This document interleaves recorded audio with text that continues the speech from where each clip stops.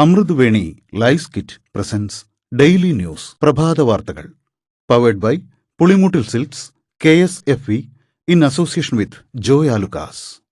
ഇത്തവണ ഫസ്റ്റ് അടിക്കില്ലേ നമ്മള്?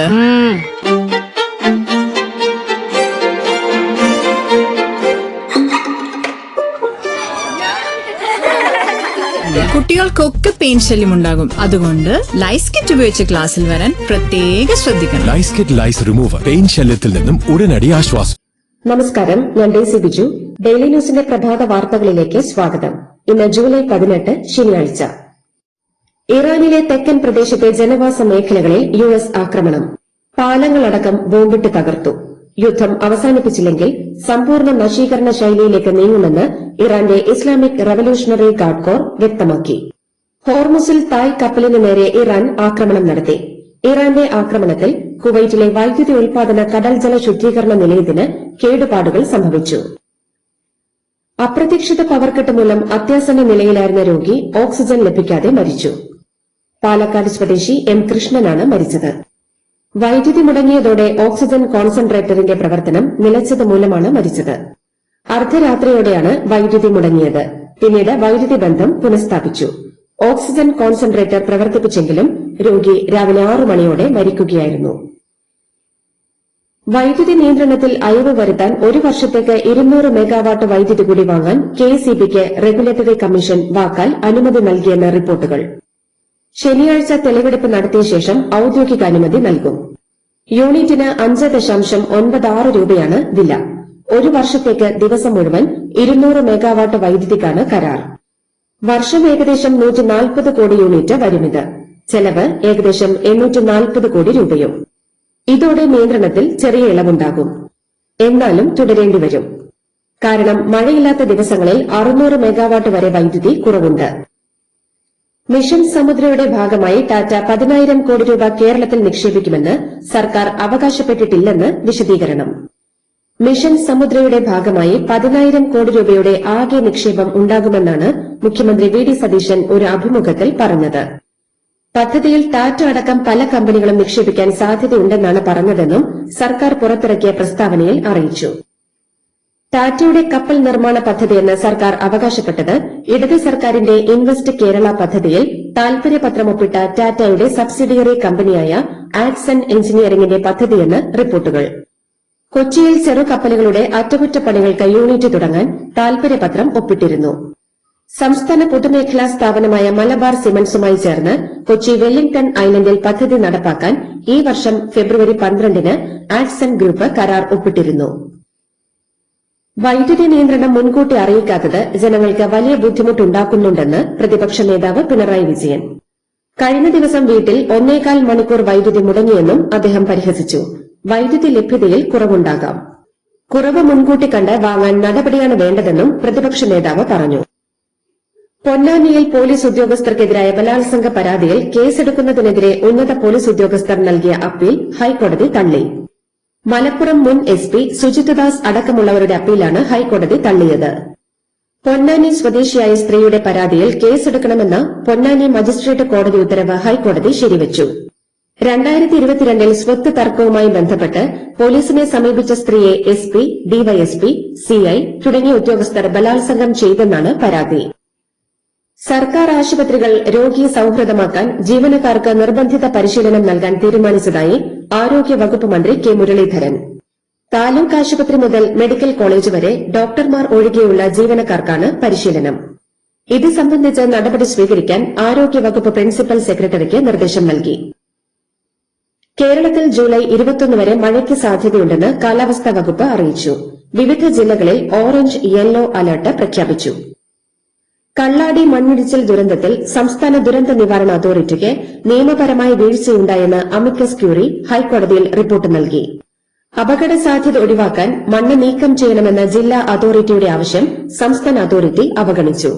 കരാർ കമ്പനിക്കും പൊതുമരാമത്ത് വകുപ്പിനും വീഴ്ചയുണ്ടായെന്നും റിപ്പോർട്ടിൽ പറയുന്നു. പ്രതിപക്ഷ ഉപനേതൃ പദവി CPI ഗൌരവമായി മുന്നോട്ടുവച്ച വിഷയമാണെന്നും ഒരു വ്യക്തിക്ക് പറഞ്ഞു നിർത്താൻ പറ്റുന്ന വിഷയമല്ലെന്നും P സന്തോഷ് കുമാർ MP.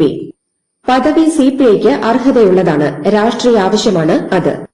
2 മാസമായി ചർച്ച നടക്കുന്നുണ്ടെന്നും പ്രതിപക്ഷം കൂടുതൽ ശക്തമാകാൻ അതാവശ്യമുണ്ടെന്നും ടി സന്തോഷ് കുമാർ MP പറഞ്ഞു. സാങ്കേതിക പരീക്ഷാ കൺട്രോളർ നടത്തിയ KGCE എഞ്ചിനീയറിംഗ് 1ാം വർഷ പരീക്ഷകളിൽ ക്രമക്കേട് കണ്ടതിനെ തുടർന്ന് 3 പരീക്ഷകൾ റദ്ദാക്കി.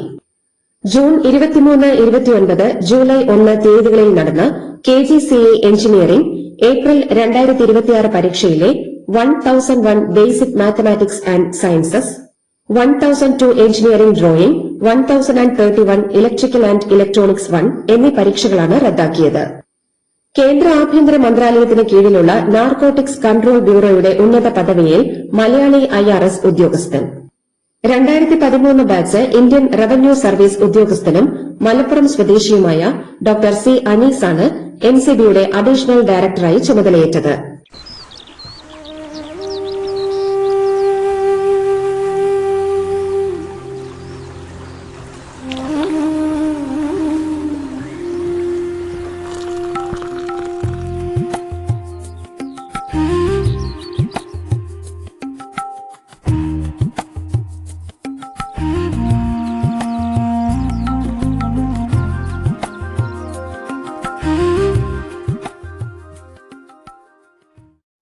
ചൂരൽമല മുണ്ടക്കൈ ഉരുൾപൊട്ടൽ ദുരന്ത ബാധിതർക്കായി കോൺഗ്രസ് നിർമ്മിച്ചു നൽകുന്ന വീടുകളുടെ നിർമ്മാണം തുടങ്ങി. തറക്കല്ലിടൽ ചടങ്ങ് നടത്തി 142 ദിവസത്തിനു ശേഷമാണ് മേപ്പാടി കുന്നംപറ്റയിൽ നിർമ്മാണ പ്രവർത്തനങ്ങൾ തുടങ്ങിയത്.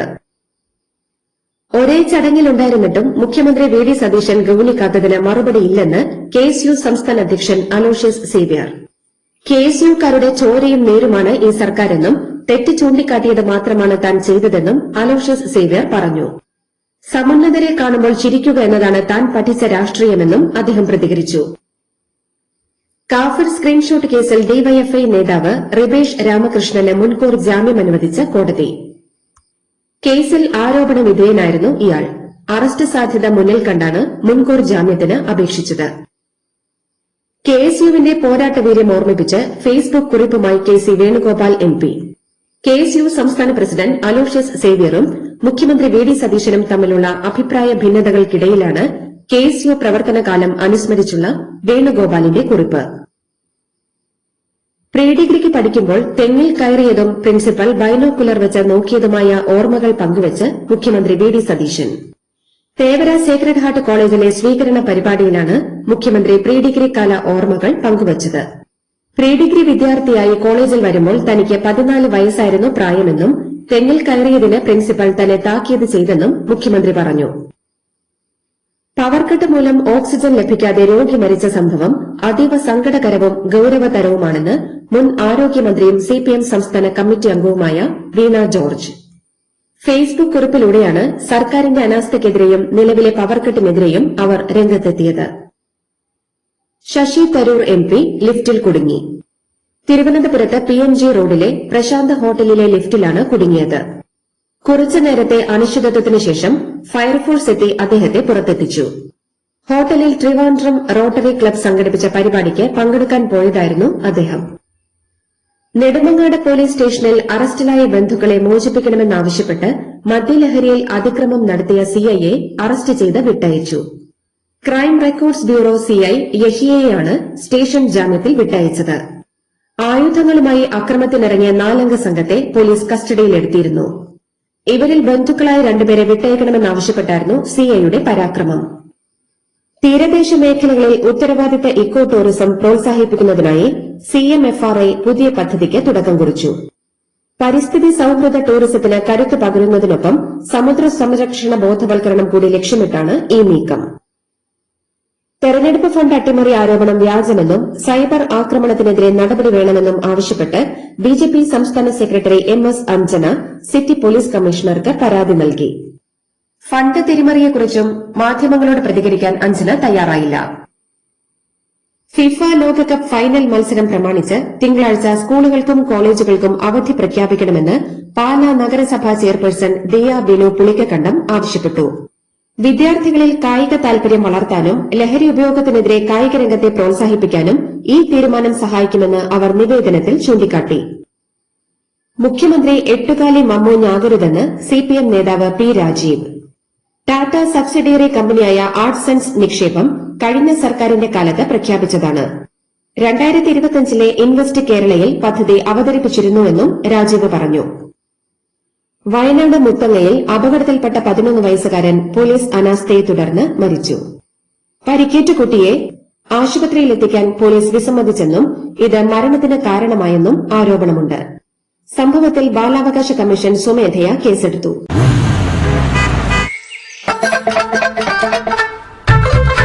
എല്ലാവർക്കും വന്നു ഡാൻഡ്രഫ്, എന്തു ചെയ്യും ചേട്ടാ? പേടിക്കണ്ട, ഇവിടുണ്ടല്ലോ ഡാൻഡ്രോഫിറ്റിൻ ഓയിൽ. ഉടനടി മാറും താരൻ, ഉപയോഗിക്കൂ വേഗം. Amritveni Dandroquit, the ultimate dandruff solution. Jammu കാശ്മീരിലെ ദോഡ ജില്ലയിൽ പോലീസ് വെടിവയ്പിൽ യുവാവ് മരിച്ചതിനെ തുടർന്ന് വൻ പ്രതിഷേധം. ജില്ലയിൽ ഇന്റർനെറ്റ് സേവനങ്ങൾ റദ്ദാക്കി. ഭദേർവ സ്വദേശി ആരിഫ് ഹുസൈനാണ് മരിച്ചത്. ഝായിൽ ജമ്മു കാശ്മീർ പോലീസുമായുണ്ടായ തർക്കത്തിനൊടുവിൽ ആരിഫിനെ പോലീസ് വെടിവെച്ച് കൊന്നെന്നാണ് നാട്ടുകാരുടെ ആരോപണം. പശുക്കടത്ത് അന്വേഷിക്കാനെത്തിയ പോലീസിനെ ആക്രമിച്ച് തോക്ക് തട്ടിയെടുക്കാൻ ശ്രമിച്ചപ്പോഴുണ്ടായ പിടിവലിക്കിടെ അബദ്ധത്തിൽ വെടിവെട്ടിയാണ് ആരിഫ് മരിച്ചതെന്നാണ് പോലീസ് പറയുന്നത്. ഗെയിൻ ബിറ്റ്കോയിൻ തട്ടിപ്പ് കേസിൽ കേന്ദ്ര സർക്കാരിന് സുപ്രീംകോടതി ചീഫ് ജസ്റ്റിസ് സൂര്യകാന്ത് അധ്യക്ഷനായ ബെഞ്ച് നോട്ടീസ് അയച്ചു. വിദഗ്ധർ അടങ്ങുന്ന പ്രത്യേക അന്വേഷണ സമിതിയെ നിയോഗിക്കണമെന്ന് ബിറ്റ്കോയിൻ ഇൻവെസ്റ്റേഴ്സ് പ്രൊട്ടക്ഷൻ സൊസൈറ്റി നൽകിയ ഹർജിയിലാണ് കോടതിയുടെ നടപടി. അമൃത് ഭാരത് പദ്ധതിക്ക് കീഴിൽ നവീകരിച്ച 75 റെയിൽവേ സ്റ്റേഷനുകളുടെ ഉദ്ഘാടനം പ്രധാനമന്ത്രി നരേന്ദ്രമോദി നിർവഹിച്ചു. പഞ്ചാബിലെ ജലന്ധർ കാന്റ് റെയിൽവേ സ്റ്റേഷനിൽ നടന്ന ചടങ്ങിലാണ് അമൃത് ഭാരത് സ്റ്റേഷനുകളുടെ ഉദ്ഘാടനം നിർവഹിച്ചത്. മറ്റ് സ്റ്റേഷനുകളിൽ വീഡിയോ കോൺഫറൻസിംഗ് വഴി പ്രധാനമന്ത്രിയുടെ ഉദ്ഘാടന പ്രസംഗം പ്രദർശിപ്പിച്ചു. ഗാസിയാബാദിൽ ബലാത്സംഗത്തിനിരയായ 4 വയസ്സുകാരിക്ക് ചികിത്സ നൽകുന്നതിൽ വീഴ്ച വരുത്തിയ ആശുപത്രികളെയും ഡോക്ടർമാരെയും രൂക്ഷമായി വിമർശിച്ച സുപ്രീംകോടതി പാവപ്പെട്ട കുട്ടിയായതിനാലാണ് ചികിത്സ നൽകാതെ ഒഴിവാക്കിയതെന്നും ഇവിടങ്ങളിലെ ഡോക്ടർമാർക്ക് പേരിനൊപ്പം ഡോക്ടർ എന്നെഴുതാൻ അവകാശമില്ലെന്നും സുപ്രീംകോടതി പറഞ്ഞു. ഇന്ത്യയിലുള്ള ബംഗ്ലാദേശ് മുൻ പ്രധാനമന്ത്രി ഷെയ്ഖ് ഹസീനയെ കൈമാറാനുള്ള ബംഗ്ലാദേശിന്റെ അപേക്ഷ ലഭിച്ചതായി വിദേശകാര്യ മന്ത്രാലയം. ഇന്ത്യയുടെ മറുപടി പ്രതീക്ഷിക്കുന്നതായി ബംഗ്ലാദേശ് വ്യക്തമാക്കി. ഇന്ത്യയുമായുള്ള ബന്ധത്തിൽ ഈ വിഷയം ഒരു തടസ്സമായി മാറരുതെന്ന് വിദേശകാര്യ സഹമന്ത്രി ഷാമ ഒബൈദ് ഇസ്ലാം പറഞ്ഞു. ജോർദാനിലെ അമേരിക്കൻ സൈനിക താവളം മിസൈൽ ഡ്രോൺ ആക്രമണത്തിൽ തകർത്തതായി ഇറാൻ അവകാശപ്പെട്ടു.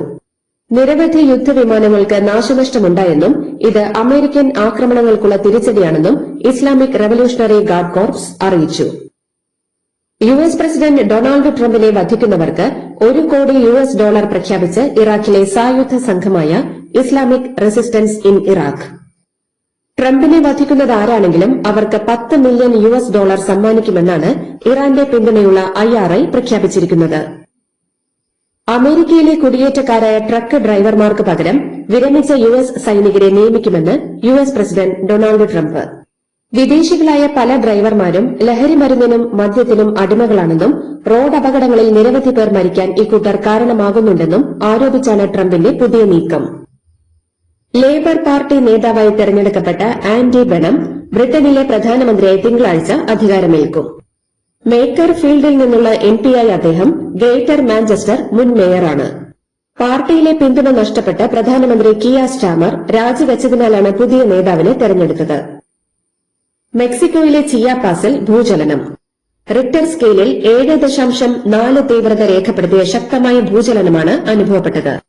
അയൽ രാജ്യങ്ങളായ എൽ സാൽവദോർ, ഗ്വാട്ടിമാല എന്നിവിടങ്ങളിലും ശക്തമായ പ്രകമ്പനം അനുഭവപ്പെട്ടു. വെസ്റ്റ് ഇൻഡീസ് ക്രിക്കറ്റ് ഇതിഹാസം ഗാരി സോബേഴ്സ് അന്തരിച്ചു. വാർദ്ധക്യ സഹജമായ അസുഖങ്ങളെ തുടർന്ന് ബാർബഡോസിലെ വീട്ടിലായിരുന്നു അന്ത്യം. മകൻ ഡാനിയൽ സോബേഴ്സാണ് മരണവിവരം സ്ഥിരീകരിച്ചത്. ക്രിക്കറ്റ് ചരിത്രത്തിലെ ഏറ്റവും മികച്ച ഓൾറൌണ്ടർമാരിൽ ഒരാളായി കണക്കാക്കപ്പെടുന്ന അദ്ദേഹം വെസ്റ്റ് ഇൻഡീസ് ക്രിക്കറ്റിലെ ഒരു യുഗത്തിന്റെ പ്രതീകമായിരുന്നു. ഇതോടുകൂടി ഡെയിലി ന്യൂസിന്റെ ഇന്നത്തെ പ്രഭാത വാർത്തകൾ സമാപിക്കുന്നു. ഡെയിലി ന്യൂസിന് വേണ്ടി വാർത്തകൾ വായിച്ചത് Daisy Biju. Daily news live .in വാർത്തകൾ വിരൽ തുമ്പിൽ.